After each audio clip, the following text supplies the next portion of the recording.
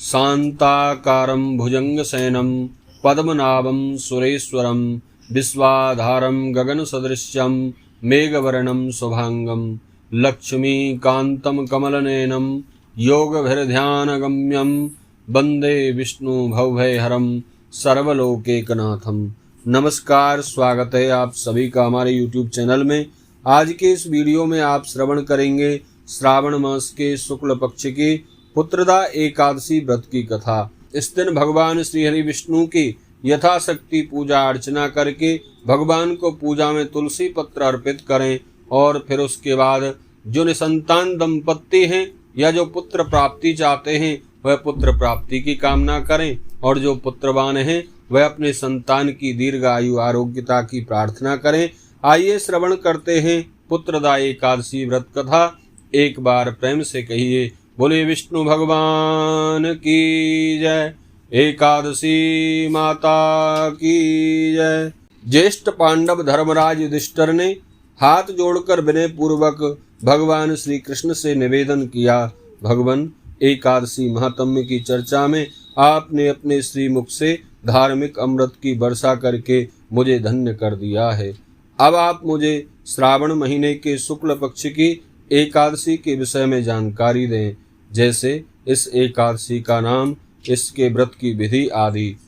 भगवान मधुसूदन श्री कृष्ण बोले, राजन, श्रावण मास के शुक्ल पक्ष की एकादशी को पुत्रदा एकादशी कहते हैं। इसके महात्म्य के सुनने मात्र से ही वाजपेयी यज्ञ का फल प्राप्त हो जाता है। इस संबंध में एक प्राचीन कथा है जो मैं तुम्हें सुना रहा हूँ, ध्यान पूर्वक सुनो। द्वापर युग के प्रारंभ की बात है। महेशमती नाम की एक नगरी थी। वहाँ के राजा का नाम महाजित था। राजा के कोई पुत्र नहीं था।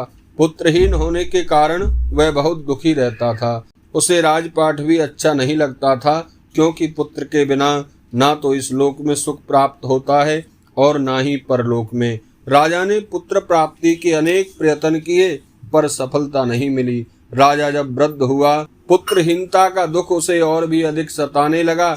एक दिन उसने अपनी प्रजा को एकत्रित करके सबको संबोधित करते हुए कहा, मैंने अपने जीवन में कोई पाप नहीं किया, कभी भी अन्याय करके प्रजा से धन नहीं बटोरा, देवता या ब्राह्मण का धन भी कभी नहीं छीना है, किसी की धरोहर को भी कभी नहीं हड़पा है, प्रजा का पालन पुत्र की तरह किया है, कभी किसी की ओर मेरा झुकाव या द्वेष नहीं रहा, सब पर मेरी समान दृष्टि रही है।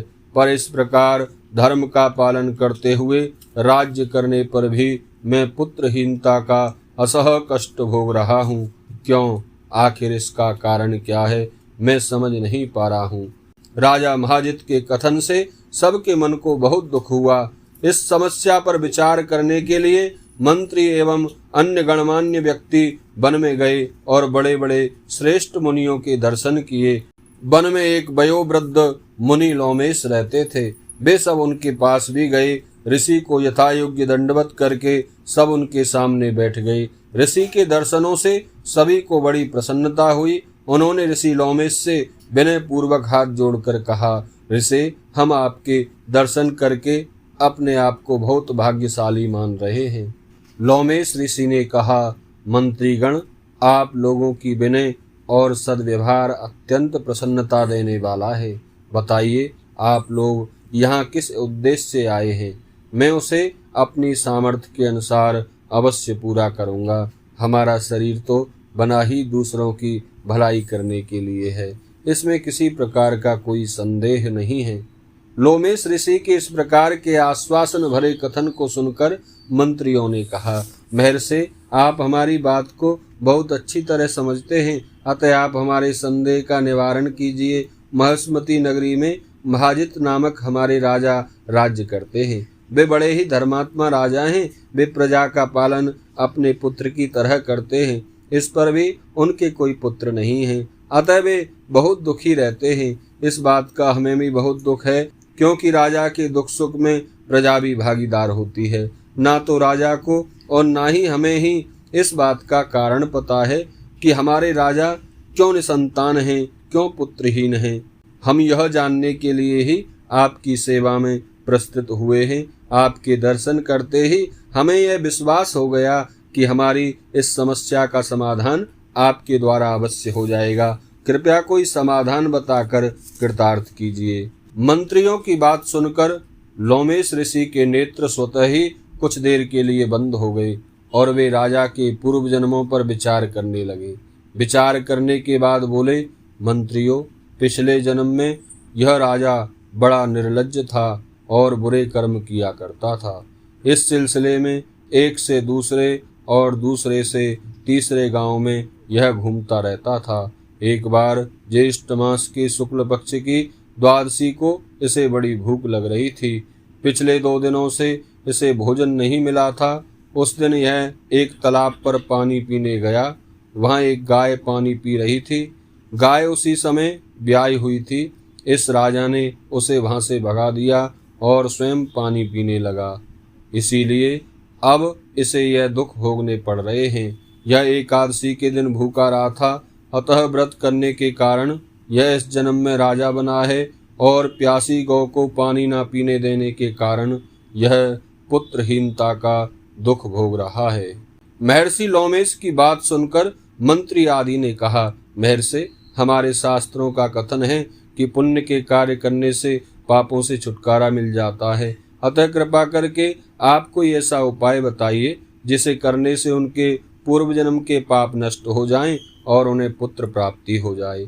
उनकी बात सुनी तो लोमेश ऋषि बोले, श्रेष्ठ प्रजाजनों, यदि आप सब लोग श्रावण महीने के शुक्ल पक्ष की एकादशी का व्रत और रात्रि जागरण करें और उसके फल का संकल्प राजा के नाम छोड़ दें तो आप लोगों के राजा को पुत्र प्राप्त हो जाएगा, साथ ही उसके सब दुख दूर हो जाएंगे।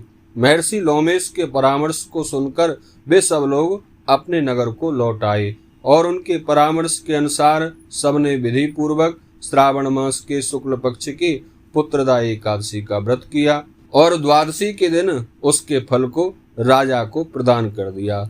इस पुण्य के प्रताप से रानी गर्भवती हो गई और 9 महीने बाद उनके गर्भ से एक तेजस्वी पुत्र ने जन्म लिया। जिन्हें पुत्र प्राप्ति की इच्छा हो वे अवश्य ही पुत्रदा एकादशी का व्रत विधि पूर्वक करें। इस व्रत को करने से अवश्य ही तेजस्वी संतान की प्राप्ति होती है और इस व्रत के प्रभाव से इस लोक में सुख भोग कर अंत में स्वर्ग लोक की प्राप्ति होती है।